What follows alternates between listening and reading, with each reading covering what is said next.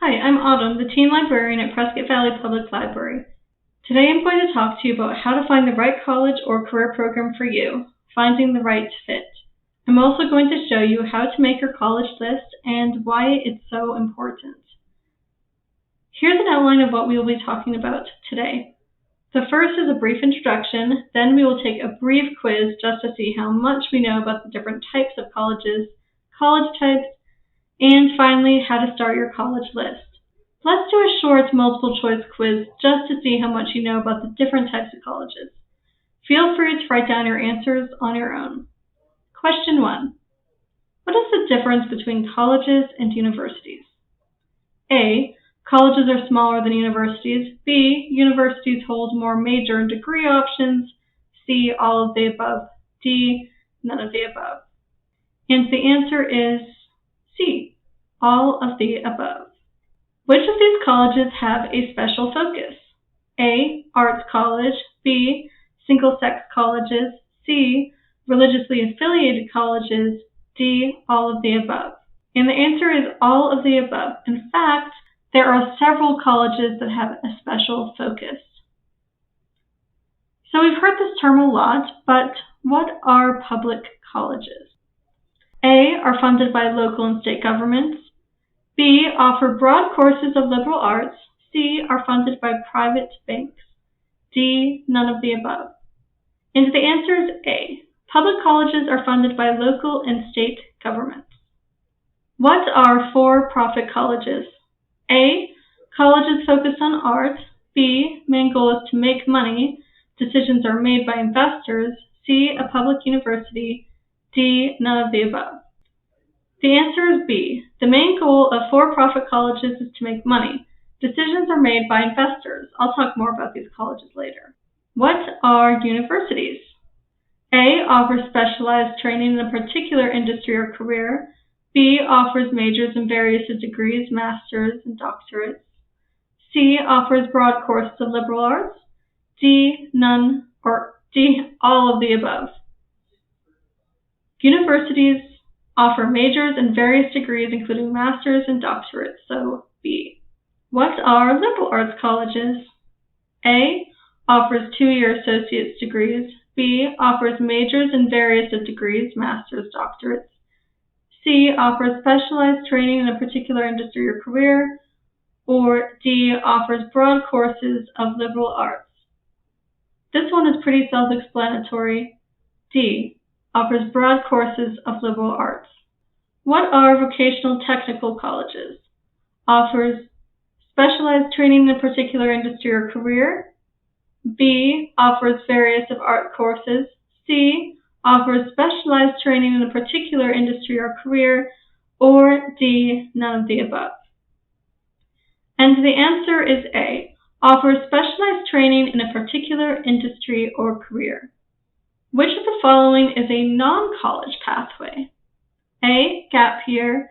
B. Volunteer internship service. C. Army or military. Or D. All of the above. Now, not everyone will choose to go to college. There are other options. These are a few. The answer is D. All of the above. And that's the end of our brief quiz. It's just to see how much you know about college types. If you don't know a lot, that's okay. We're going to go over a few basics today so you can make the best choice for you. And as Abraham Lincoln once said, the best way to predict your future is to create it. It's time for you to create your future by finding the best fit.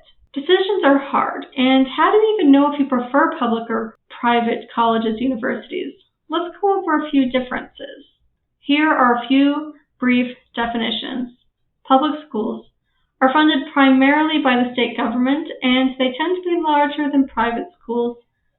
There are usually more majors to choose from between liberal arts studies and specialized academic programs.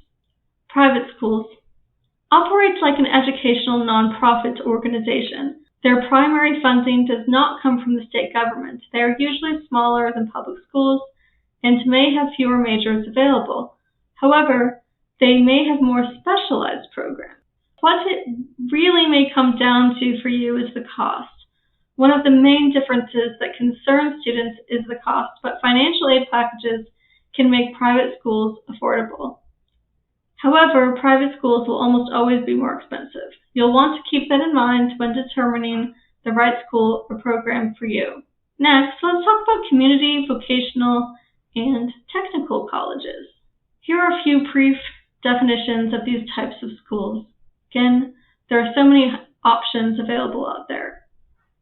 These schools have 2-year programs, and students can earn an associate's degree or career certificate upon completion of their chosen program. Some career certificate programs include massage therapist, landscaper, medical assistant, nail technician, dental assistant, medical records technician, and more. You can begin at a community college and transfer to a 4-year college after 2 years if you want to pursue a bachelor's degree. In many cases, credits will transfer to a 4-year school where you can complete 2 more years and receive a bachelor's degree in addition to having an associate's degree.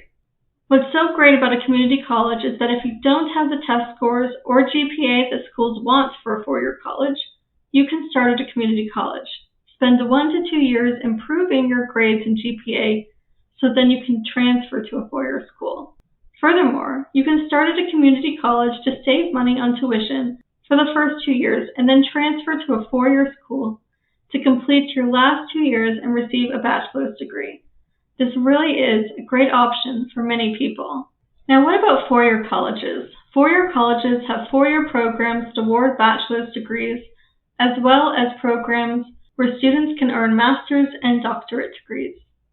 Furthermore, if you are interested in the arts or religiously affiliated schools, 4-year colleges can be a great choice. Traditional 4-year schools can also have art programs and departments of study that lie outside of traditional studies. Meanwhile, colleges with a special focus can include arts colleges, religiously affiliated colleges, historically Black colleges and universities, Hispanic serving institutions, tribal colleges, and more. You'll just want to ponder the colleges that would best serve your education. Now it comes down to big decisions. Do you want to go in-state or go to out-of-state schools? For most, it really is all about the money. A significant difference between these two options, besides location, is the cost.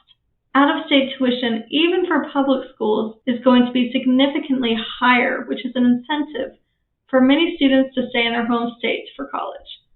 You'll want to think about affordability when making your choice. That being said, a dream school is a dream school. If you can get into Yale and that's your dream, make it happen. Different schools have various degree types, and each type comes down to your interest and career paths. Various degrees include Bachelor of Arts or Bachelor of Science, Associate of Arts or Associate of Science, Associate of Applied Science, Certificate, or a license. Jobs with associate degrees can include some awesome careers like a vet tech. That means you get to help adorable cats like this one. Other examples include physical therapist assistant, radiologic hygienist, paralegal, and air traffic controllers. Licensed jobs include awesome careers like cosmetology, physical therapists, clinical social workers, real estate, nursing, and contractors. Some of these careers also require degrees. If you're thinking about attending a community college in Arizona to save money, take a look at the website communitycollegereview.com. Here you can see the difference in cost between schools. For example, the average tuition per year in Arizona is about $1,835 per year for in-state students. Private community colleges are much more expensive. The community college with the lowest tuition is Mojave Community College. Here's a breakdown of Arizona community colleges by tuition cost. As you can see, most are rather similar. However, when we reach the private community colleges, you can see the tuition costs go way up. Now, earlier in the quiz, we talked about for-profit schools. For-profit schools are all about making money. If you look at this graphic, you can see that private nonprofit colleges have the most graduates, followed by public nonprofit colleges. For-profit colleges in yellow have the lowest graduation rate.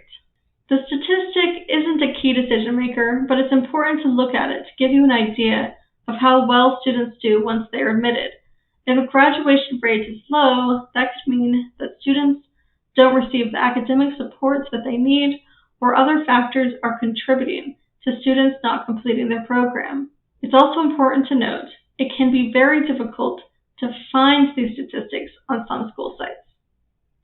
Nevertheless, there can be both pros and cons for-profit colleges. Some do provide useful skills training, but others might be overpriced or don't provide as valuable or affordable an education as their nonprofit counterparts. What's more, some for-profit schools can be downright predatory, taking students' money without providing sufficient value in return. Plus, it's really important to know that credits rarely transfer. However, if you are having a difficult time getting into a college, for-profit schools are less selective. That being said, public community colleges cost less and are also easy to get into. If you're looking for flexibility, you can also explore accredited online colleges instead. Now, how do I tell if a school is a for-profit? I recommend checking out the database of accredited post-secondary institutions and programs, otherwise known as DAPIP. Some Arizona for-profit schools include Grand Canyon University, North Central University, University of Phoenix, and many more. There are non-college pathways if traditional colleges just aren't the path for you, and that is totally okay. You can take a gap year and maybe do volunteer work for experience. Join the military, vocational trade programs, apprenticeships, or civil service. After learning about the different types of colleges, we're now going to go over finding the right college matches for you. But how do you choose the right college? College Essay Guy is a fantastic resource for college applications. Here are some of his steps for choosing a college. Get to know your interests and preferences. Who are you and what do you want? Discover what specific qualities you want in a college.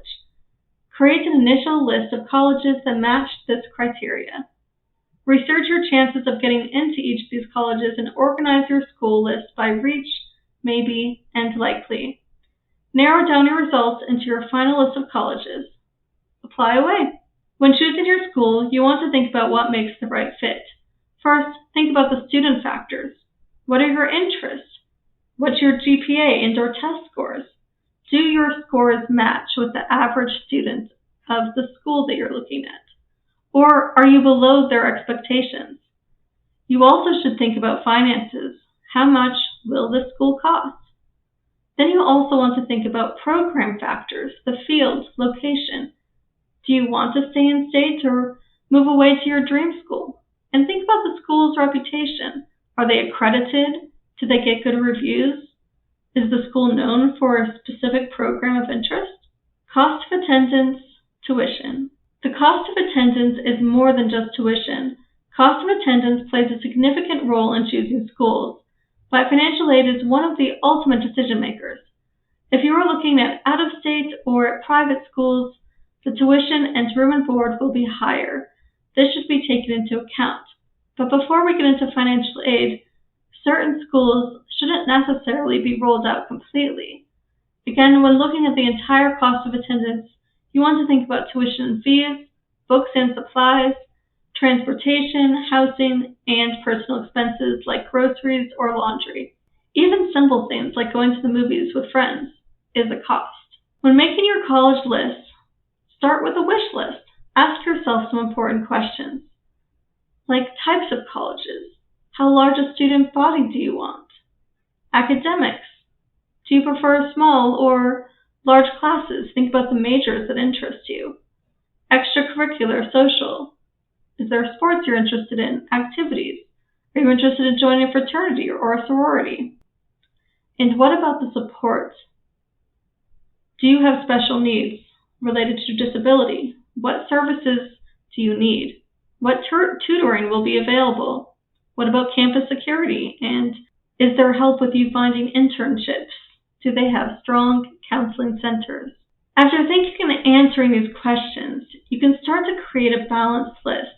You want your list to be academically balanced, financially balanced, geographically accessible, and focused on your success. What does your college list look like?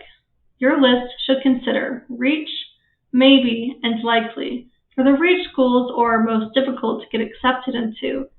The reach school is a dream school where the student performs below the average academic range. GPA and test scores are below 5 points within the school's provided score.